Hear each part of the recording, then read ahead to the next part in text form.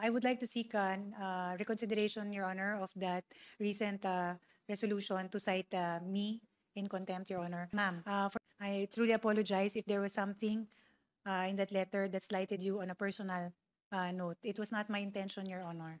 I deeply apologize, and I wish and I hope you would consider my apology. This is my personal apology, ma'am. I'll bring you back to another document. August 21, 2024. Muli na naman po kayong sumulat kay chairman ng COA.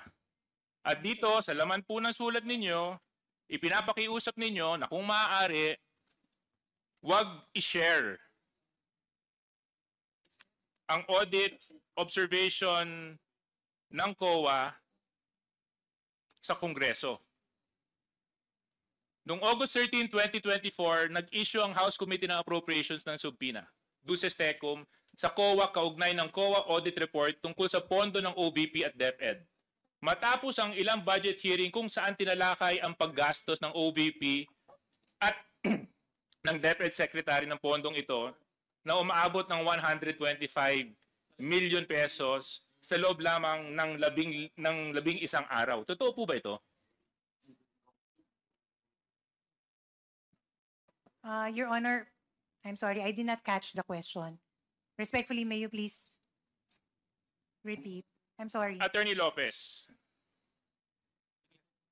nag-issue po kayo ng sulat sa COA ng August 21, 2024. Tama po ba mali?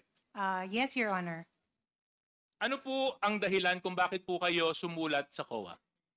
I understand during the time, Your Honor, there was a subpoena issued to the Commission on Audit for the release of certain documents pertaining to the ongoing audit of some transactions of the Office of the Vice President. So ang dahilan kung bakit po kayo sumulat sa COA ay upang pigilan ang COA mag-release ng kanilang audit report and other related documents tungkol sa utilization ng confidential funds ng OVP at ng DepEd.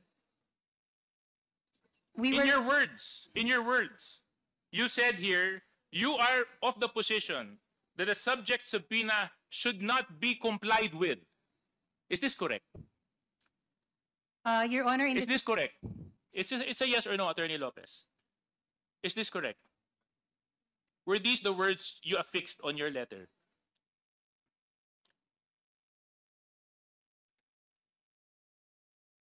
Your Honor. It's a yes or no, Attorney Lopez. Oo lang po at hindi. Nandito po yung copy ng sulat. Kung gusto niyo po, bigyan ko po kayo ng copy ng sulat ninyo. May I please At saka nandito po yung signature ninyo sa kopya sa sulat. Your Honor, respectfully, may I request a copy of the said letter? So I can... Comsec, can you please give this to the person who has lost her memory? Can you just confirm this letter?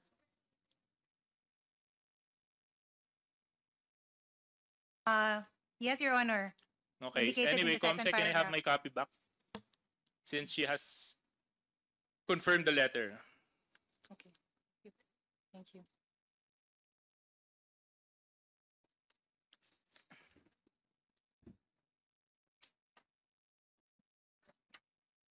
When you issue this letter, Attorney Lopez, did you act on your own volition? Yes or no? No, Your Honor. Hindi. Hindi kayo nag-iisa. So sino ang kasama ninyo nung ito po ay inyong ipinarating sa Commission on Audit na hindi dapat sila sumunod sa subpoena Duces Tecum ng Kongreso? Your Honor, this was a matter I consulted with Mr. Lemuel Ortonio. Kayong dalawa lang. Yes, Your Honor, for the matter of the requesting COA. So, ang sinasabi mo, walang alam si Vice President tungkol dito? Your Honor, it was a letter that... Ma'am, it's a yes or no. Let's not make life difficult. May kinalaman ba ang Vice Presidente sa sulat na ito? Oo o hindi? Opo, yes. So, she knew about the letter. Correct. Yes, Your Honor. Before you signed off to it and sent it to COA, correct? Yes. So, kayo po ba, Attorney Lopez, Kasi ang dating po sa amin nito ay, una, hindi nun nirerespeto yung subpoena authority ng Kongreso. Pangalawa, parang sinusupil nyo yung karapatan ng mamamayan malaman kung paano ginagamit ang pondo ng mga ahensya na pinagkakatiwalaan ng mamamayan. Na pagdating sa oversight function ng mababang kapulungan at ng Senado, kung ito man ay kanilang gagamitin, ito ay hindi nyo kinikilala. Dahil sa sulat na ito, ipinapakiusap ninyo sa COA na huwag sumunod sa subpoena na in-issue ng Kongreso para hindi ibigay ang COA report sa Kongreso. At sa aking pananaw, this is one way of, how do you explain it, Congressman Zia? You're good in explaining. Of covering the truth.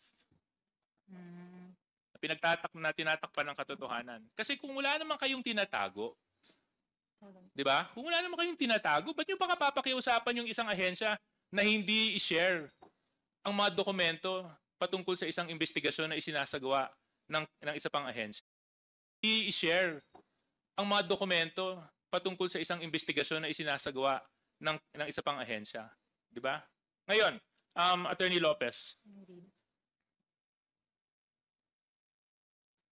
Dahil sa sulat na inalabas ninyo, at inamin nyo rin naman na ikaw, si Mr. Ortonio, tama po ba? At ang ating Vice Presidente ang may alam tungkol sa sulat na ito. Hindi po ba kayo naniniwala na karapatan ng taong bayan malaman ng kung paano nyo po ginastos ang pera na ipinagkatiwala sa inyo? Your Honor, may I answer? Please answer. Mr. Chair, thank you. Respectfully, Your Honor, that letter does not in any way seek to undermine the power of Congress as regards matters regarding to the power of the purse. It is not. It is simply a request from to the Commission of Audit, given that there is still an ongoing audit investigation. That's why we requested that since hindi pa naman po natatapos yung audit, hindi naman po din tama na ibibigay na muna yung ganung documents. With due respect also to the audit still being done at the Office of the Vice President. So yun lang po yung position namin. We do not seek to belittle nor undermine the power of Congress, Your Honor. That is the farthest and the least of our intention. But Attorney Lopez, that is not a call for you to make. Right? Your Honor, it was Precisely because you are the agency that is being investigated. That's totally uncalled for.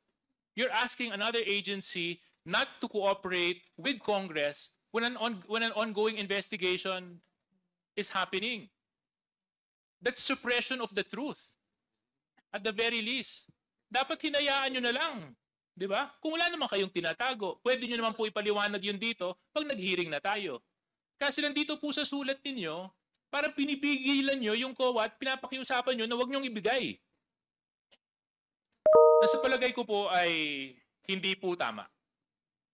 Hindi po tama sa maraming aspeto ng pagtingin at pananaw. Kasi maaaring tama ang sinabi ninyo na hindi pa kumpleto yung pagsusuri na ginagawa ng COA, but that's not your call to make it. That's COA's call to make, which they have emphasized many times while they've been here. But for this letter, Attorney Lopez, mukha po kasing talagang ayaw niyong malaman ng taong bayan kung paano niyo po ginastos yung 612 million pesos na confidential funds ng Office of the Vice President at pati po ng DepEd. Sinasabi kasi dito sa sulat na ito na tama ba request lang sa COA na wag pagbigyan yung aming request for the subpoena? It was really just a request directed to the Commission on Audit, Your Honor. Pero Mr. Chair, on the second paragraph nung kanyang letter, yung letter po ni Attorney Lopez, nakalagay dito, no, we are of the position that the subject subpoena should not be complied with for the following reasons. Ayun, na-explain mo na yon. Ano po bang ibig sabihin ng should not? Are you commanding are you demanding the COA na wag sumunod doon sa subpoena duces tecum? If, Your Honor, Mr. Chair, Please continue, Attorney Lopez. yes, if you read the the entirety of the letter, it is really a respectful request sa Commission on Audit. We are not demanding them or instructing them. It is really a respectful request if you read in the Well, entirety. Yes, oo. Pero pag should kasi parang demanding na yon, commanding na yon para sa akin, no? And Okay? yes, and Okay, may I so also kung- add, Yes, kung hindi ito demanding, commanding, parang siga-siga ba yung Office of the Vice President na utusan yung OVP, Yung utusan COA. ang COA na hindi kami sundin ang ah, Congress or House of Ah, Representatives? Your Honor, Mr. Chair, hindi po siga-siga ang OVP. It is really just a respectful request, Your Honor, for them to consider our position. Like all position papers filed, ito po yung we feel that these are the issues that we needed to raise. So, Okay. which we addressed to the Commission on Audit. Okay. So kanina, Mr. Chair, no, binanggit na ating mga colleagues yung mga dahilan, no, kung bakit mali ang paniniwala ng Office of the Vice President, kung bakit we are holding a hearing in aid of legislation dahil sabi nila wala pa daw batas o wala pa daw panukalang batas. So kaya nga tayo nag-hear ng, 'di ba? Malinaw naman na 'yan. Pero dito sa letter na ito, Mr. Chair, may plano talaga ang Office of the Vice President na mag-interfere doon sa ating conduct ng ating proceedings. Dahil dito, Mr. Chair. At I'm sorry, Attorney Lopez, no, dahil ikaw yung nakapirma dito, and according to our rule, one of the reasons on the undue is the undue interference in the conduct of proceedings. So may I move, Mr. Chairs, na nag-violate si Attorney Lopez dito sa ating proceedings or doon sa ating trabaho due to this Section 11, letter F, undue interference in the conduct of proceedings. May I move to cite Attorney Lopez in contempt, Mr. Chair? I move. Your Honor, Mr. Chair, before you make the ruling, Any second? if I may be allowed, Any second to the motion? uh, Duly seconded? Is there any objection? Your Hearing none, the Honor. motion is carried. respectfully, it was not the intention of the Office of the Vice President to, Attorney, you wait for me to acknowledge you. okay, I'm sorry. For that, Apologize, Your Honor. I move for 1 minute suspension. Yes, Attorney Your Honor, Mr. Lopez. Chair, I would like to seek an reconsideration, Your Honor, of that recent resolution to cite me in contempt, Your Honor. For the record, it was just a respectful request to the Commission on Audit. There was no intention, Your Honor, to demand from them or to order them or to commandeer them into something that they did not want to do. It was really something that we requested of the Commission on Audit, and at the end of the day, it is still the Commission on Audit who will decide best, Your Honor. And on another matter, this is a personal note for the Congressman Franz. Ma'am, I truly apologize if there was something in that letter that slighted you on a personal note. It was not my intention, Your Honor. I deeply apologize, and I wish and I hope you would consider my apology. This is my personal apology, ma'am.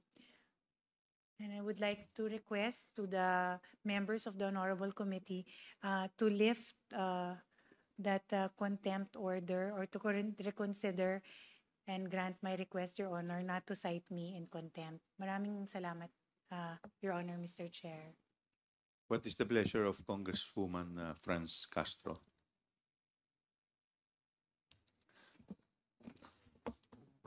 Well, Mr. Chair, on a personal, no, the apology is accepted.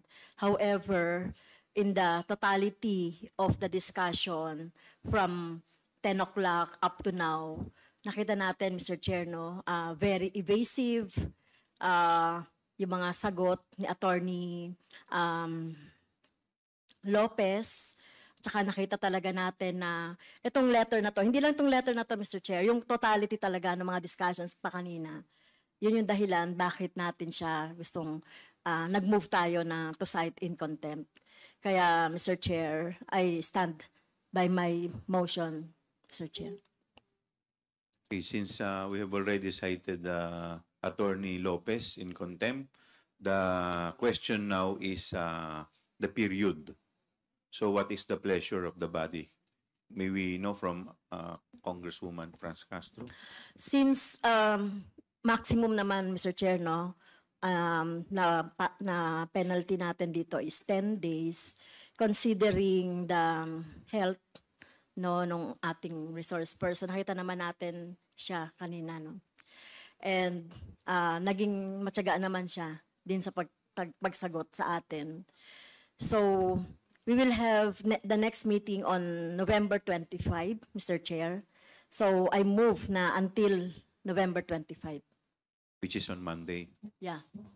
Okay, is there any second to the motion? Second. Duly seconded. Is there any objection?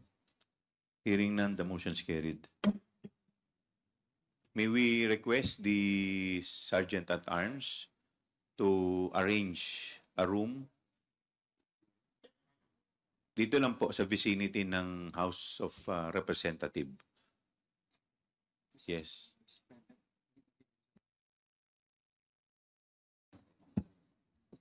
So, with that, meron po- Chairman, Yes, the chair would like to recognize Congressman Paduano. Chairman, ganito lang po. Of course, si Attorney Lopez has asked for the lifting of that contempt order by this committee. Attorney, while this committee has decided to stand by what the majority of these members, the members of the committee, to cite in contempt, still you have your right to appeal, no? Kahit bukas po.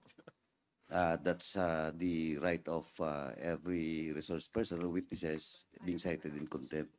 And second, I'd just like to clear that the maximum of 10 days, because the violation is of Section 11, Paragraph F, which is undue interference, and under Section 12, maximum penalty for that is only 10 days. No, so E and F lang naman yung 10 days. But of course, the malinaw po na yung ruling will be automatically lifted on Monday, no? Upon resumption of the hearing.